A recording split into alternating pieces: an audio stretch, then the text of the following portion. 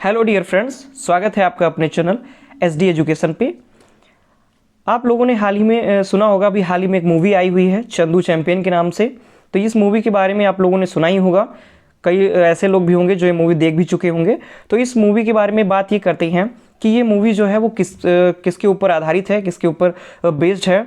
तो ये जो मूवी है चंदू चैंपियन, ये जो मूवी है ये भारत के पहले पैरालंपिक गोल्ड मेडलिस्ट जो मुरलीकांत पेटकर जी हैं, इनके ऊपर ये बेस्ड है, इनके ऊपर ये आधारित है। चंदू चैंपियन ये इनकी ही लाइफ पर आधारित है, इनके ही जीवन पर ये बनी हुई है। तो आज हम बात करेंगे अपनी इस वीडियो में कि जो मुरलीकांत पेटकर थे ये कौन थे, इनके बारे में पूरी डिटेल से हम चर्चा करेंगे और जानेंगे कि इन्होंने अपनी लाइफ में क्या क्या कुछ अचीवमेंट हासिल किया और क्या कुछ इन्होंने गेन किया, किसके लिए इतने ज़्यादा प्रसिद्ध हो गए, इतने ज़्यादा फेमस हो गए कि इनके ऊपर मूवी तक भी बन गई जो कि चंदू चैंपियन के नाम से बनी हुई है। काफ़ी ज़्यादा ये इस समय न्यूज़ में भी बनी हुई थी, आप लोगों ने देखा भी होगा, सुना भी होगा।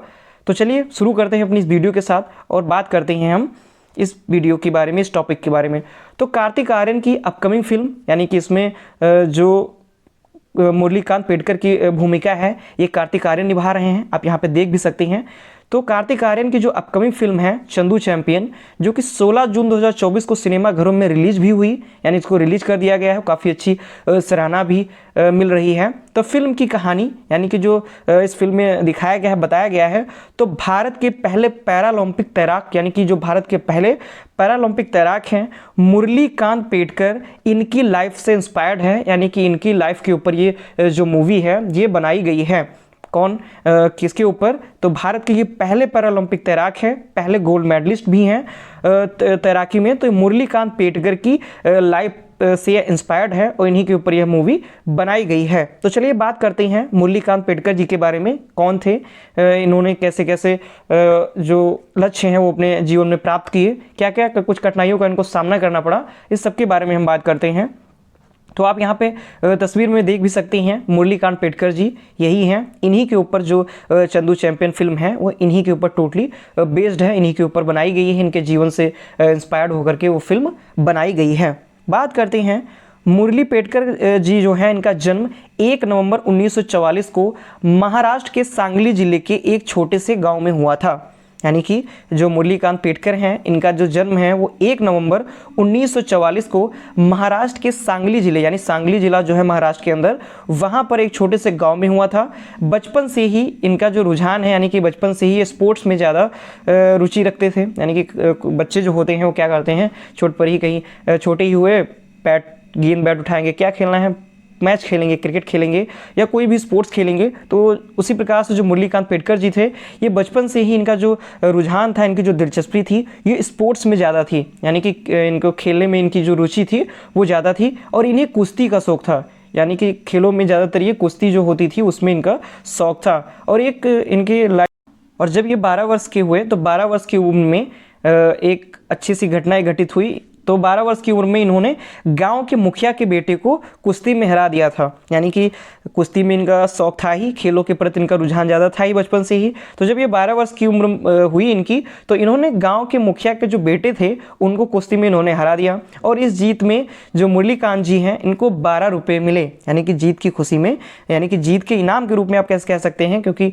आप कहेंगे कि 12 रुपये बहुत कम हुए, तो जिस समय की ये बात की जा रही है तो उसमें 12 रुपये बहुत होते थे। इन्होंने अपने एक इंटरव्यू में बताया भी है कि उस समय जो 12 रुपये मिले थे तो उन 12 रुपये की जो कीमत थी उस समय पे वो क्या कुछ थी, वो इनके खुशी से, इनके मिलने से जो कुछ भी इनको खुशी हुई वो उसके द्वारा ये बयान नहीं कर सकते, इसकी बात इन्होंने की। तो इस जीत में इनको मुरलीकांत जी को 12 रुपये मिले हुए थे। इनको पहले लगा कि जो इन्होंने जीता हुआ है, इन्होंने मुखिया के बेटे को कुश्ती में हराया है तो सभी लोग काफ़ी ज़्यादा खुश होंगे, प्रसन्न होंगे, लेकिन बाद में जो मुखिया जी थे ये इनके ऊपर नाराज़ भी हुए। तो ये फिर धीरे धीरे बात वो वहाँ पर ख़त्म हो गई और 12 वर्ष की उम्र में इन्होंने मुखिया के बेटे को कुश्ती में हराया, जिसके लिए इनको 12 रुपये इनाम स्वरूप मिले हुए थे। आगे हम बात करते हैं बड़े होने पर जो मुरलीकांत पेडकर जी थे, इन्होंने इंडियन आर्मी ज्वाइन कर ली, यानी कि इंडियन आर्मी में भर्ती हो गए, वहाँ इन्होंने ज्वाइन कर लिया। और यहाँ पर भी इनका जो स्पोर्ट्स का रुझान था वो कम नहीं हुआ, यानी कि जो खेलों के प्रति इनकी जो रुचि थी वह कम नहीं हुई। यहाँ आर्मी में भी आकर के, इंडियन आर्मी में भी आकर के यहाँ भी ये बॉक्सिंग करने लगे, यानी कि यहाँ पर आकर के इंडियन आर्मी में आकर के ये बॉक्सिंग में रुचि लेने लगे, बॉक्सिंग करने लगे।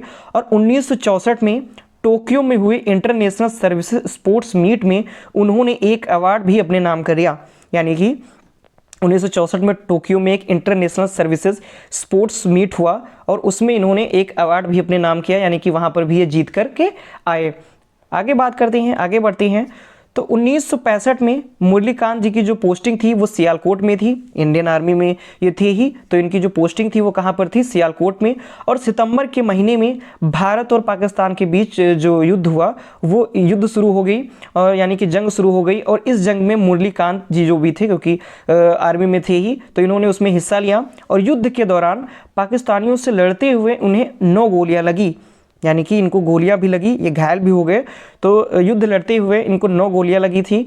एक जो गोली थी इनकी रीढ़ में धंस भी गई, यानी कि जो एक गोली थी इनकी रीढ़ में भी लगी। और इतना ही नहीं, एक जो ट्रक था वो इनके एक पैर के ऊपर से भी गुजर गया, जिस वजह से कमर के निचले हिस्से से इनको लकवा हो गया, यानी कि जो निचला हिस्सा था, कमर के निचले हिस्सा, वो काम करना बंद कर दिया। ये ऐसा इन्होंने अपने इंटरव्यू में भी बताया हुआ है। और आप यहाँ पे चित्र में भी देख सकते हैं, ये मुरलीकांत पेडकर जी बैठे हुए हैं यहाँ पर। तो ये काफ़ी ज़्यादा इनको मुश्किलों का सामना करना पड़ा, फिर भी ये इन्होंने हिम्मत नहीं हारी। तो आप इंस्पायर हो सकते हैं इनसे, क्योंकि इतनी ज़्यादा मुश्किलें होने के बावजूद भी अगर कोई हार नहीं माने, बार बार उठ करके खड़ा हो, तो आप उनसे इंस्पायर तो होना ही चाहेंगे। तो काफ़ी ज़्यादा इंस्पायर करने वाले भी हैं।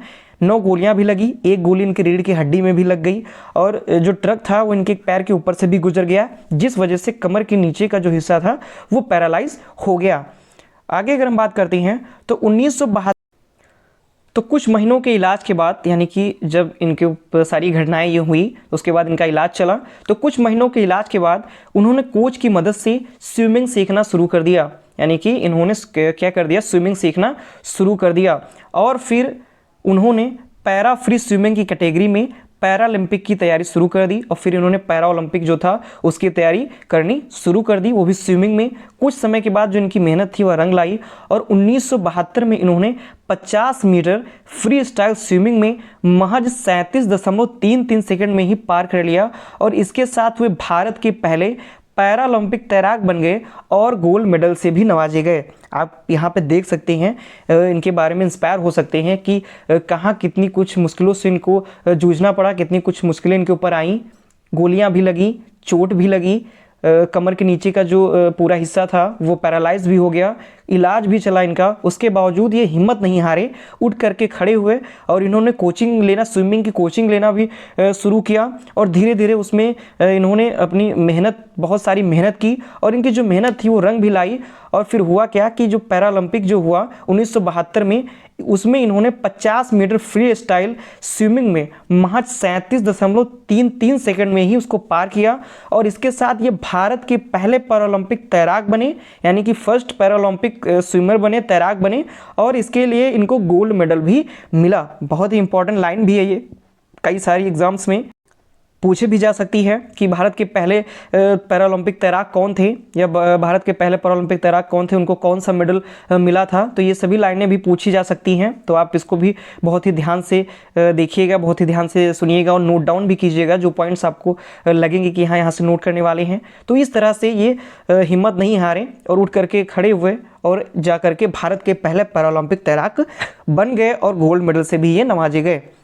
आगे बात करते हैं, इन्होंने एक इंटरव्यू, बीबीसी में एक इंटरव्यू में इन्होंने कहा था कि कभी देखा है आपने 1 पैसा, उस दिन मैंने कुश्ती में 1 पैसा जीता था, जो वो सिक्का आज भी मेरे पास है, वो मेरी पहली कमाई थी।